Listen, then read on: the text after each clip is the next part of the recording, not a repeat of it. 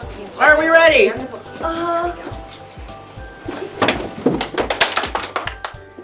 The Broadalbin-Perth Successories series recognizes the amazing work being done in BP by our dedicated staff.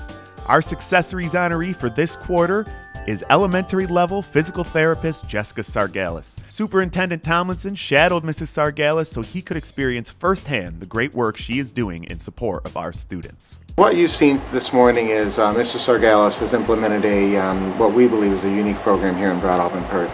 We've recognized that while providing physical therapy services to our students, that we can also make a difference in their reading abilities or math abilities or their learning, their academic learning.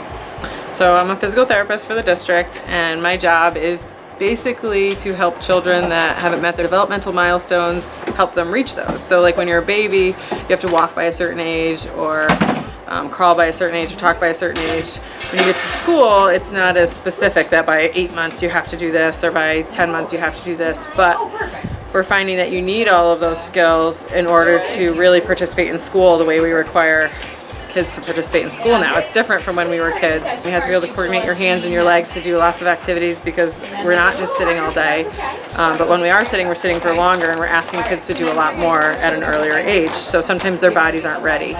Kids that struggle with motor activities can also struggle with reading. Not necessarily jumping, throwing a ball, those type of things. It's coordinating your eyes and your head and your head and your body, because when we read, we have to be able to move our eyes independently of our head and our head independently from our body. Otherwise we'd read like a typewriter like this. So a lot of the exercises I do have to do with getting your core strong. It's fun for me because I can play and do exercises and play with kids all day on the floor, but then I also get to work with the teachers and help them help their struggling readers, because there's a lot of students now that we're just, the same old ways aren't working, and so we're looking for new ways, and we're finding that adding motor to a lot of those activities and those reading activities is helping them progress much faster in their reading. Oftentimes, in very young ages, 3, 4, and 5 years old, those children haven't yet had an opportunity to be formally diagnosed. We recognize that providing those services at that age might avoid a diagnosis later on. You know, he has the background of PE teacher, so he knows the physical movement part and how important it is, but then I think to see the connection with reading, he's heard me talk about it before, but to see it in action I think was pretty cool. Lean back, knees up, and down.